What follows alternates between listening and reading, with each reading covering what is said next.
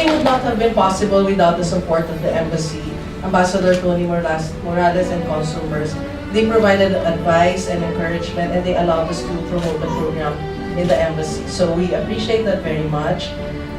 We would also like to thank Bayanihan Foundation, who provided us the venue, and they also helped us promote the program. Special thanks to the LSE Secretariat, Dondi, Shine, Sonia, Cez, Tracy, Joval, for lending your time and energy. Some of them are not here, but I really appreciate all the help. And a big thank you goes to all the speakers and panelists. So this is one great class. So enjoy your moment. Let's keep the dream and the passion alive. At katulad ng sinabi ko kanina, the LSE family is a global community of practitioners. At makakaasa kayo sa patuloy na payo at gabay mula sa inyong LSE Central Secretariat at sa kapwa nyong kaklase at alumni all over the country. The rest is history. We have the LSE, and we are honored to have it to have at the LSE in Singapore. I was told by Mr. Randir that he was impressed by your presentation of business plans. Is that right? Business plans. Congratulations, and he wondered out loud why the other groups have not come up, meaning the State University very close to the Ateneo, but I think they're also exploring. But LSE is a very timely lead, leadership and social entrepreneurship. The School of Ateneo School of Management, and I urge you to continue next year. Maybe sabay-sabay na lang. Randy Manuel Galutan.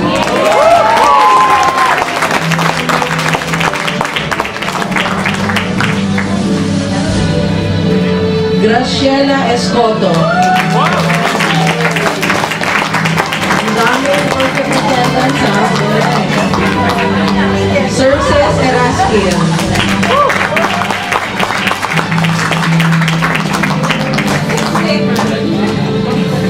Marisa Bellarmina, she's not here. Raya Barro.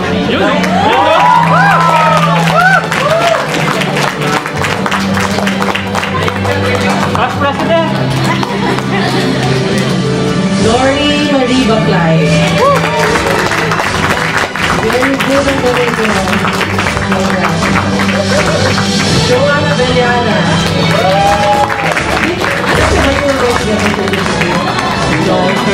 Surprise, congratulations. Jennifer Angeles Hernandez.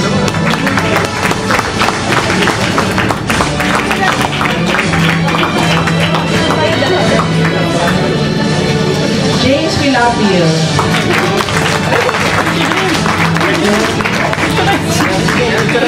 Hi, photographer.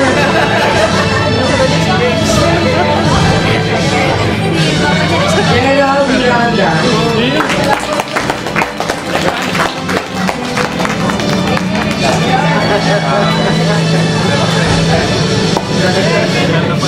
Edward Soriano.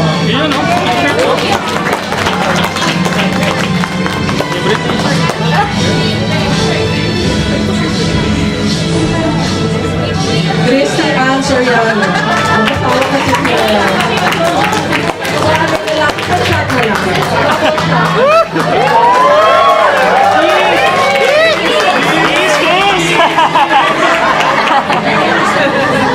Annalyn Montilao. And last but not the least, Abraham Lapos.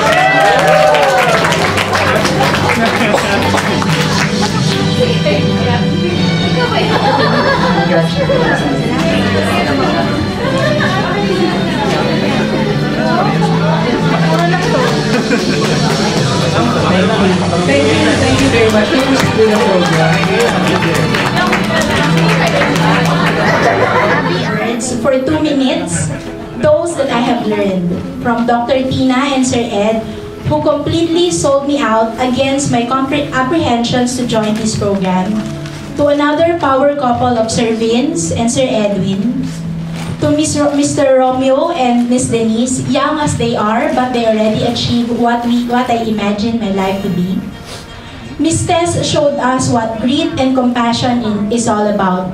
And how do I forget Mr. Arnel Casanova, who encouraged us to open ourselves to the possibilities of life. His Cinderella story made me glued to him for the whole day, like I'm adoring him.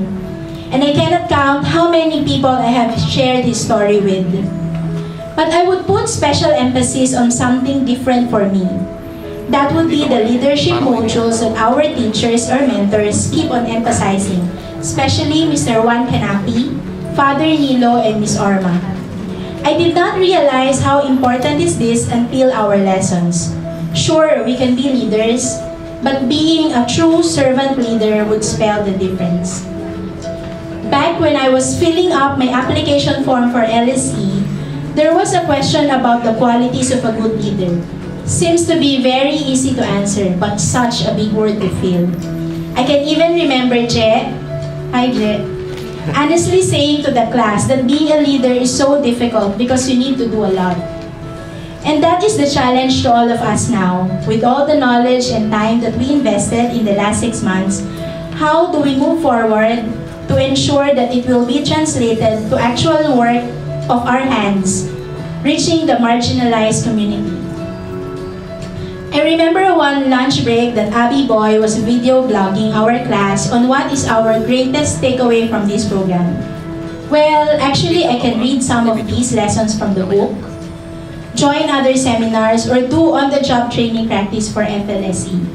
But it will never equate to the discussions, sharing, mentoring, friendship, and inspiration that we all shared on those 4 corners of our Bayanihan classroom. Because that is each one of us. Integrating with all of you, motivated by our mentors, is my biggest takeaway, which can never be found elsewhere. Being in a room full of people sharing the same vision is more than what I expected from this course. It's just really awesome. And as we cross this border, which we call graduation day, may the grace of God be with us that one day we can live the life we have envisioned for ourselves, our family, and our country. To my Stays and See Healthy Vending Group, Sigrid, Fel, and Abby, who never failed to say yes whenever I need help, I cannot thank you more than enough for your trust and for joining with me as we reach our goal and pitch our social enterprise business plan. To our distinguished guests, classmates, and LSE mentors, thank you for sharing this day with all of us. I'm Annalyn Bontilao, an OFW from Singapore, LSE 38 batch graduate.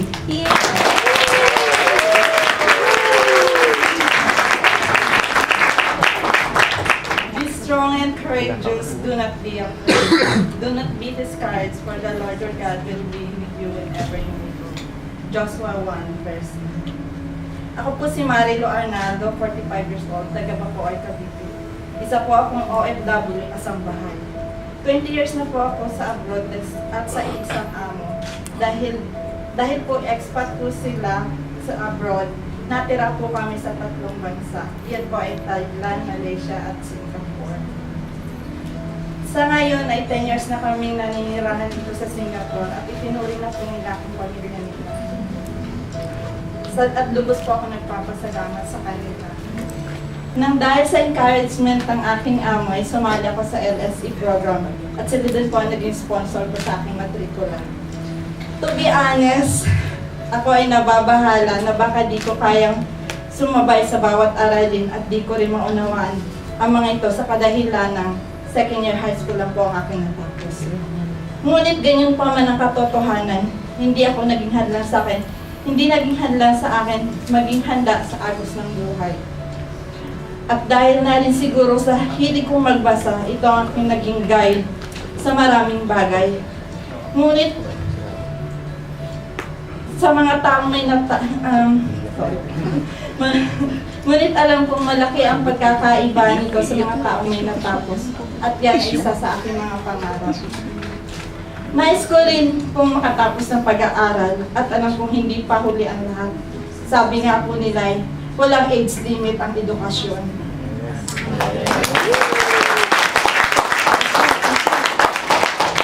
Nakita sa akin ng LSE program ang katotohanan dapat kong makita at baguhin. Upang lubos kong maunawaan na aming pinag-aralan, ang una kong ginawa ay subukin at gawin ang mga financial budget rule sa aking sarili. Gumawa ako ng mga datos para sa aking buwan ng kita. Isinulat ko ang mga lumalabas at pumapasok sa loob ng isang buwan. Sinubukan ko rin gamitin ang budget percentage para sa buwan ng kita. Sa business plan, ang pangarap ko ay magtayo ng cake shop. Na-visualize ko na kung saan itatayo ito. Ito talaga ang first love ko.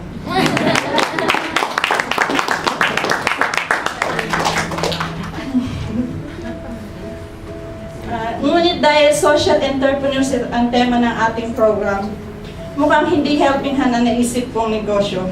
Sabi nga sa aming lesson, think big, visualize, see the problem, think of the solution, find the great team that guaranteed it will be trusted and that you know they have done well in your community or your country.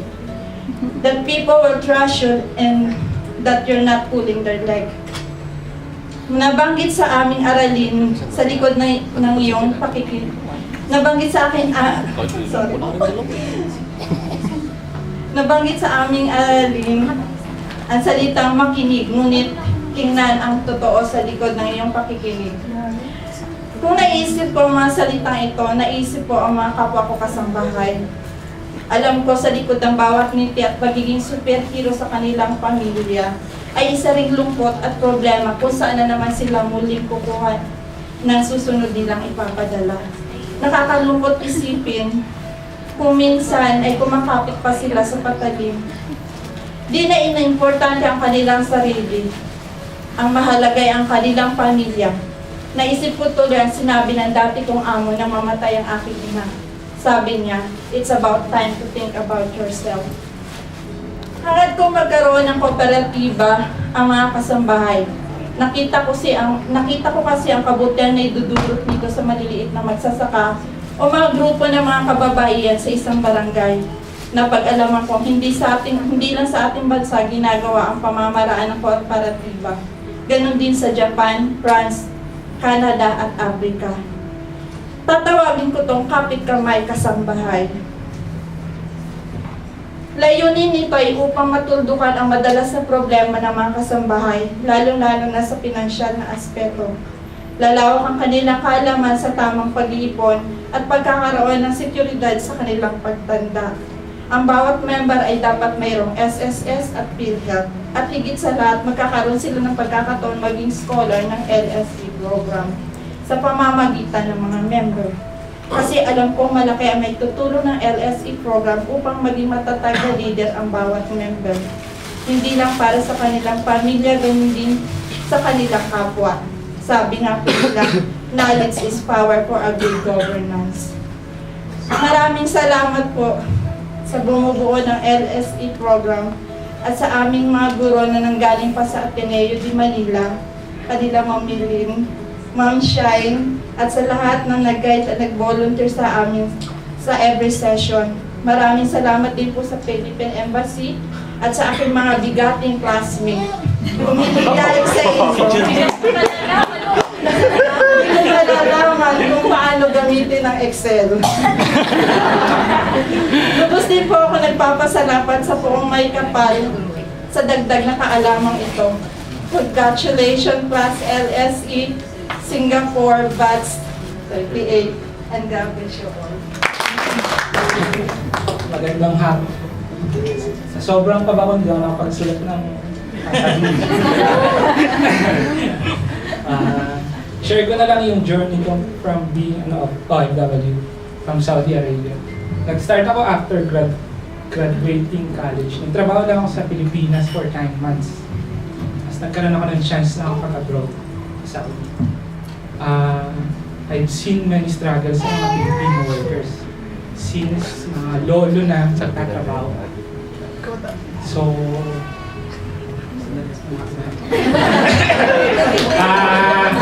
So sabi ko is, pinangako sa sarili ko na hindi ako magiging katulad nila. I should say for myself, saka sa magiging pamilya.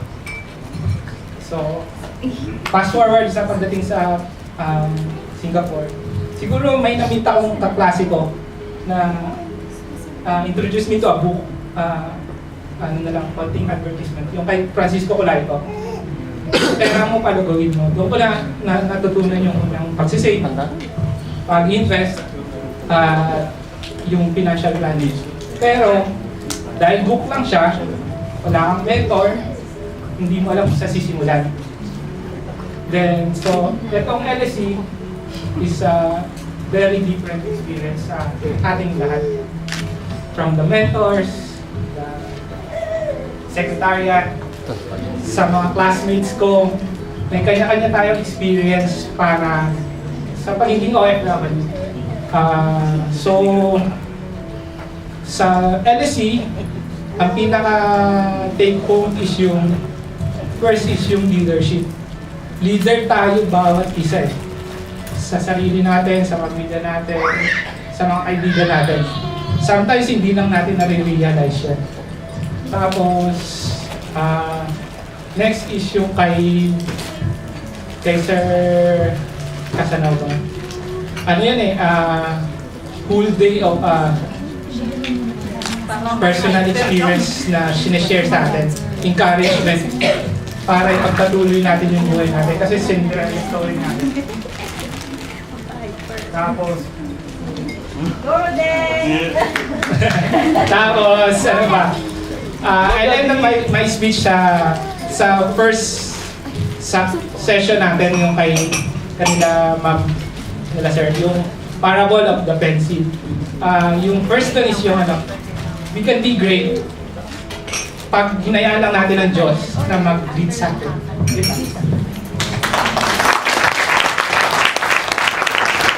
Yumaman.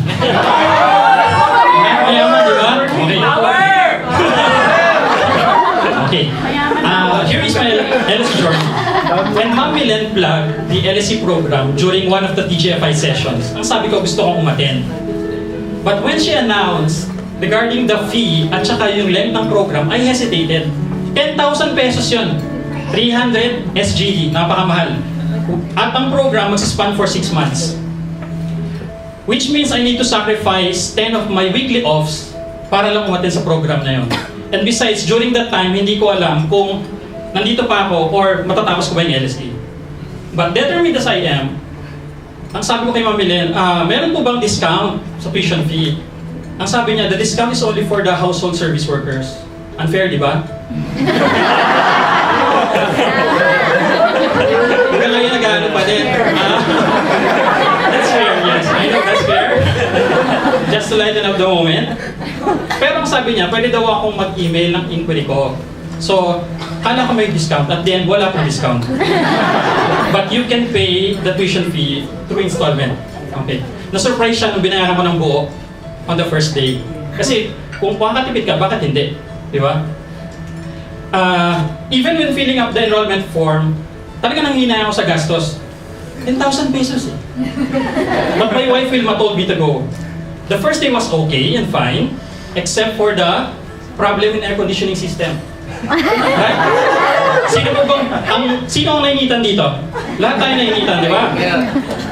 Talagang parang back to school kasi meron kang baong drinks, may baong kang food, meron kang notebook, pen, paper, tapos tinitignan mo sa classroom, sino ba yung kakilala ko dito? Or sino ba yung mga pwede kong maging kaibigan? Second, third, fourth, fifth, sixth, and 7 sessions has passed. And the class gelled as one big group. Walang naiwan or walang na out of place. Maybe because of our icebreakers. Tulad ng icebreaker ni Ate Delia. Ako ay masaya, ikaw ay masaya, lahat tayo ay masaya. Sino yung nakakaalala nun, di ba? Okay, icebreaker ni Ana. Yung crossing the bridge, pero before, pag nag-cross ka ng bridge, dapat i-show mo yung dance move mo. Else, disqualified ka. Talaga makikilala mo lahat ng kaklasmate mo. Ikaw ba naman yung pag-recite ng teacher mo? Ng pangalan ng lahat ng classmate mo with matching adjectives on their names, tignan ko na lang kung hindi mo baka bisado ang pangalan ng classmate mo. At may controversy pa nga, babae daw ba o lalaki si Hello Kitty? Kayo na po ang bahala mag-google nun. What I wanted to get from the program is how to set up or make investment using other people's money. But what I learned is more than that. You first need to identify the problem that you want to solve for the people. This will be the base or the core of your social enterprise. Then you need to enhance your leadership skills to route your team into the right direction. Money is all but secondary. It will just follow as long as you are meeting the needs of the society. On the 8th, 9th, and 10th session, the business plans took shape. And with regards to business plan, I'm very proud of my Legrand. Again, I'm asking for sincere apology for not pressing the record button during our business presentation. Yes, Legrand lang po ang walang video sa kanilang business presentation. And I wanna make sure na nagbi-video yung cameraman na yan. I'm very sorry for that, Legrand. Lagi namin sinasabi sa business plan namin, di ba, business plan meeting, this business plan is not only to meet the requirement or to pass the requirement of LSE, but for this plan to come to life. We even had an agreement that no one shall start the business or any part of it without consulting the group, or else we'll see each other in court. Ganyan pa-determine yung group ko, kaya I'm very proud talaga sa kanila. And I hope and pray na mag-materialize ang plans natin. Lahat ng plans. As usual, for all the graduation ceremony, they always say, this is not an ending, but a beginning. And yes, that is true. It is the beginning of our lives to search and ask ourselves, what do we really want? And take actions to fulfill them. So for me, what do I want? I want to create quality memories with my loved ones by spending more time with them and not in office. My wife and I had a plan, 40 by 40. 40-door apartment before reaching 40 years old. I turned 33 last November 14. And I'm thankful that we are halfway there. So now I can buy more time spending time with my family than in work. That is also my challenge to my classmates. So, know what you want. Ano ang gusto nyo? At yun, and pursue them. Hindi natin alam, baka by LSE 50, we can be one of the speakers of the program. And we can share our success stories to them. Kaya calling the attention of Ateneo, meron po kayong volunteer speakers from LSE 38 during your golden batch. I'd like to thank Ateneo School of Government for your LSE program. It is a great program and I learned a lot from it. Now I can see, maliit pala yung 10,000 compare sa natutunan ko.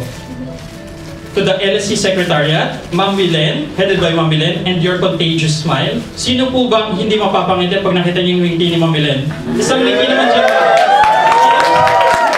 Diba? To Ma'am Shine, Sir Dondi, and the rest of the team, you've done an excellent work to make the program a success. To all our mentors and lecturers, for all the insights and lessons, you've become our inspiration.